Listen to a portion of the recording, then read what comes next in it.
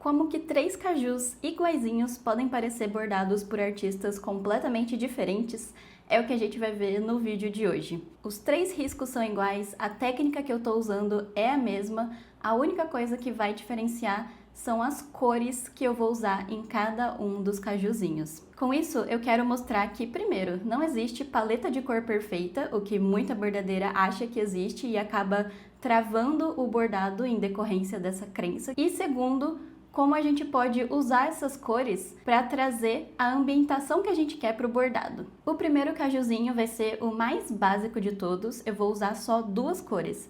Uma meio amarronzada para a parte da castanha e outra meio alaranjada, avermelhada para a parte do pendúnculo, que eu vi que chama isso na internet, porque eu mesma não fazia ideia.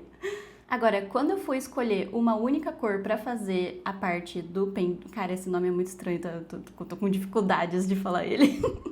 Mas quando eu fui escolher esse único tom de avermelhado, alaranjado, eu fiquei muito em dúvida de qual cor escolher, porque todas as fotos de referência que a gente vê de caju por aí, ele não tem uma única cor, né? Ele geralmente tem aí umas partes um pouco até amareladas, né? Tem esse laranjinha, mas também às vezes puxa bastante para um vinho. Mas a cor que eu escolhi foi a 341 da Anchor, e eu acho que foi uma cor boa para resumir a cor do caju.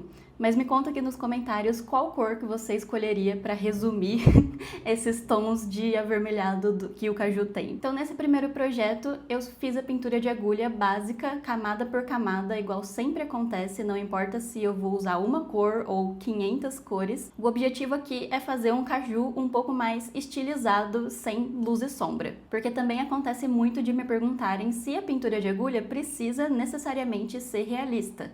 E aqui nesse primeiro cajuzinho, olha só, ele ficou muito fofo e não ficou nem um pouco realista, porque para ser realista a gente precisa usar luz e sombra. Agora, indo para o segundo caju, eu já vou começar a dar um pouco mais de contraste aí nas cores, né? Brincar um pouco mais com degradês de cor e começar a formar um leve realismo. Na castanha eu usei duas cores, a cor que eu usei no primeiro caju e mais um tom escuro para fazer uma leve sombra aí. E olha só, agora sim, ao invés de eu começar direto com esse vermelho que resume a cor do caju, eu comecei com um laranjinha meio apagado para fazer a parte de cima e trazer um pouco mais desses vários tons que a gente vê em fotos de caju. Esse seria o nível 2, né? Ele não vai ficar nem extremamente realista, mas também não vai ficar tão estilizado quanto o primeiro caju. Vou usar três cores aí no pedúnculo.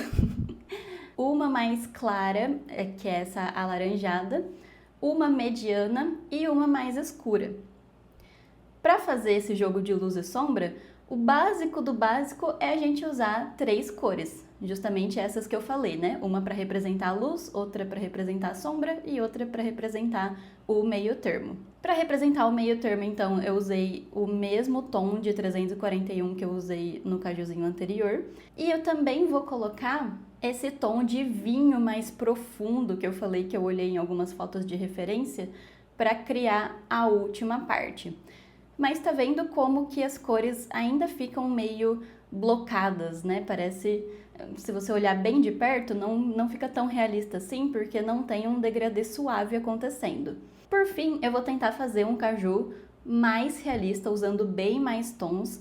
Eu começo com a primeira cor que eu usei na castanha, mas depois eu venho com uma cor mais clara e depois com outra cor mais clara ainda para fazer esse brilhinho ali na lateral de cima. Daí eu volto com uma cor mais escura para criar uma sombra e depois eu coloco uma cor ainda mais escura para aumentar a profundidade dessa parte da castanha. E agora que eu vou começar o pedúnculo de verdade, eu começo com um amarelo, agora não é nem um laranjinha igual no caju intermediário, é realmente um amarelo. Primeiro porque esses tons geralmente aparecem em caju, como eu já disse, e segundo porque uma dica é quando você for fazer luz e sombra, fazer a parte iluminada um pouco mais quente do que a parte sombreada, ou seja, pegar cores que puxem um pouquinho mais para o amarelo, só para dar um pouco essa sensação de que tá sendo iluminado, por exemplo, pela luz do sol, né? Então isso traz um contraste bacana das cores. Claro que não é uma regra a ser seguida 100% das vezes, mas se você não sabe nem por onde começar, tá aí uma dica para você seguir. E agora você já consegue perceber que eu mudei de cor várias vezes e não chegou nem na metade do pedúnculo ainda. Eu já coloquei um amarelinho claro, eu já coloquei um amarelo mais escuro, vim aí com um laranja mais vivo para fazer essa transição, que logo depois eu vou colocar a parte sombreada também, né? E assim é a pintura de agulha. Quanto mais cores nesse degradê a gente consegue colocar, geralmente mais realista fica o nosso bordado. Isa, você tá falando isso, falando que o mais realista de todos é sempre o melhor? Não. Eu, Isabela, gosto muito do realismo, por isso que eu faço pintura de agulha realista, mas eu quis trazer essa diferença dos 3 cajus justamente para mostrar que não é a única opção. Você pode, se você quiser, ter um estilo com pintura de agulha igual a do primeiro caju, por exemplo. Por fim, eu venho com esses tons mais puxados pro vinho, mas tá vendo que como eu tô usando mais cores do que o caju intermediário, eu consigo deixar essas cores mais entrelaçadas. Parece que elas se juntam melhor, porque eu tô fazendo esse degradê de pouquinho em pouquinho. Os tons que eu tô usando, eles vão mudando gradualmente até chegar na cor mais escura. E esse é o resultado dos 3 cajus iguais, porém diferentes. Poderia ter sido criado facilmente por 3 artistas diferentes, porque cada bordadeira tem uma mão, tem um estilo próprio. E o legal da arte é isso, você criar aquilo que mais representa você, o que você se conecta. As minhas considerações finais, e isso eu tô falando de mim, com o meu gosto e o meu estilo, e você também pode falar quais são as suas considerações finais de cada um dos cajuzinhos aqui no comentário, que eu vou adorar ver os olhares diferentes que a gente tem sobre o mesmo bordado. Bom, por eu gostar muito de bordado realista, o meu caju preferido é o último.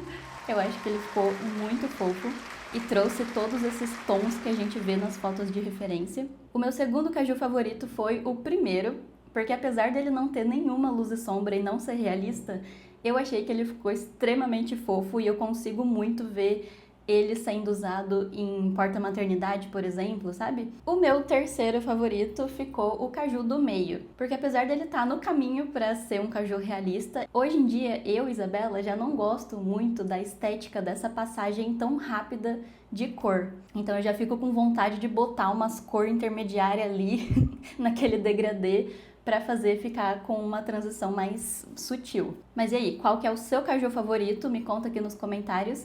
E se você quiser um tutorial mais explicado com todas as cores que eu usei do terceiro caju, também coloca aqui nos comentários que eu volto trazendo uma segunda parte desse vídeo só com o tutorial. Enquanto isso, você pode clicar aqui do lado nesse outro tutorial que eu preparei de pintura de agulha, assim você já vai fazendo o exercício enquanto espera o tutorial do cajuzinho.